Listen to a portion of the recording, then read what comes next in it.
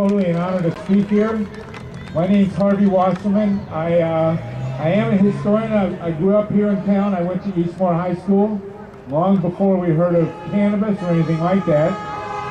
But when I started studying about United States history, I came to realize that we actually have some really great co-raisers of marijuana or hemp, and they're on this t-shirt. George Washington, Benjamin Franklin, and Thomas Jefferson.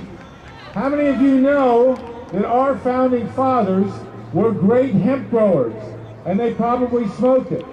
The fact of the matter is that George Washington, in his farm journal, wrote about raising hemp and how much he loved raising hemp. And there's actually a passage in one of his farm journals where he kicks himself for forgetting to separate the male from the female plants. Why do you separate the male from the female plants? Because one part of hemp is for use in clothing and rope and textiles and all the other great stuff, canvas that we can wear and that we use for fuel and for food, and the other part is for medicinal purposes. George Washington 100% knew about the medicinal purposes of hemp, and he raised hemp. In fact, he was one of the biggest hemp raisers in the early United States of America. His friend, Thomas Jefferson, the third president of the United States, also raised hemp. Tom Jefferson, in his farm journals, has a very lengthy passage about how much he hates to raise tobacco. Tobacco is a very difficult crop to raise, and there was a real pain, and he goes on about it, and then he shifts gears, and he talks about his favorite plant to raise, which was hemp. Hemp, he said, was easy to grow, easy to put in the ground, very profitable, and he loved raising it. And as a matter of fact, there is a passage in one of Tom Jefferson's diaries where he talks about how great it is to load up his pipe with hemp and sit out and look at the fields of Monticello. There's another president of the United States who very probably smoked hemp, and that thanks and in honor of the previous speaker who talked about her bipolar disorder, Abraham Lincoln was a manic depressive. They called it melancholia back then, but he clearly suffered from depression, as did his wife, Mary Todd. In fact, you know, it was a great accomplishment for Abraham Lincoln to get through the war between the states. It was probably even a greater accomplishment for him to get through his marriage to Mary Todd. She was really a manic depressive. She had many, many problems, but the two of them dealt with them, and Abraham Lincoln did write a famous letter to ironically, to the Hohner Harmonica Factory about how he loved to sit with a pipe full of hemp and just relax. Those three presidents of the United States were clearly tied to the issue of hemp. In fact, if you hear people talking about the so-called dangers of hemp or marijuana, you can remind them that virtually every farmer in the United States of America at the time of the Revolution raised hemp. Hemp was the #1 or #2 cash crop in every state of the United States at the time that we were first formed. Why did they raise hemp? Aside from smoking it, they raised it for clothing, for fuel, for rope, for canvas, which was made into sails, and for textiles.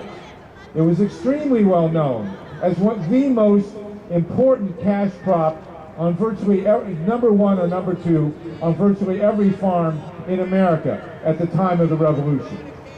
And if you had gone into the Constitutional Convention in 1787 in Philadelphia, and I've been in that room. Has anybody been to Philadelphia and gone to Constitution Hall or Independence Hall and gone into the room where they drafted first the Declaration of Independence and then the Constitution? If you'd have walked into that room in 1787 and told the drafter, you know, the Tea Party loves to talk about the Constitution. If you'd have told the guys who actually wrote the Constitution that in this new country that they were founding, that hemp would be illegal, they would have laughed you out of the room.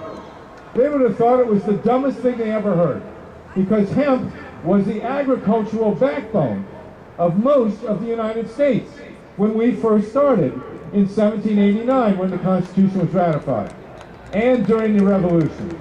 Benjamin Franklin, America's first millionaire, the media baron of the early United States, the true father of our country in more ways than one, and we won't go into that here, but Benjamin Franklin was one of the biggest paper makers in the United States. Do you know what they used to make paper in Ben Franklin's biggest paper mill? Hemp. It was hemp. Hemp is actually the hidden issue behind medical marijuana and legalization of marijuana. You know, we are talking about a civil liberties issue and a civil rights issue here. It's absolutely unconstitutional that marijuana is illegal. It makes absolutely no sense. The first Declaration of the United States, a Declaration of Independence, which was written by Thomas Jefferson, was written on hemp paper. Those people who would make hemp and marijuana illegal are tearing up the Declaration of Independence and the Constitution on which this country was founded. It is completely unconstitutional, and our access to medical marijuana is a constitutional right. It is absolutely in contradiction to the First Amendment of the Constitution. Congress shall make no law respecting an establishment of religion or prohibiting the free exercise thereof, or abridging the freedom of speech or the press or the right of the people peaceably to assemble and to petition the government for redress of grievances. If anybody ever asks you what is the legal foundation for making marijuana illegal, for making marijuana legal, recite that amendment, the most important paragraph, as far as I'm concerned, ever written. It is directly our First Amendment right to have marijuana or hemp be legal in this country without any restriction whatsoever. So now we're looking in recent times. Why was marijuana made illegal in the first place? Many people believe, and we heard a good story from Richard Wolff about people coming in from Mexico. You know, the term marijuana was meant to be a put down of hemp. And by the way, for those of you who don't know, I'm sure most of you do, hemp has been raised and smoked by human beings for 6,000 years in this world. I'm just reading a history of China. Hemp not only was a major crop in early America, it was a major crop in early China, and in India, and in Arabia for thousands of years. It was never illegal until 1937, when many people believed that the real reason hemp is illegal is because the Hearst family, which owned a chain of newspapers, also owned many forests. And they were making a fortune, they're making a fortune running these forests and cutting them down for paper. And they did not want to compete with hemp. It takes 1 acre of hemp will make 5 times as much paper as 1 acre of trees. And if you cut down the trees, you damage the environment. If you cut down the hemp, you just sit there and it will grow again the following year. Henry Ford wanted to manufacture automobiles from hemp. He wanted to power them with hemp.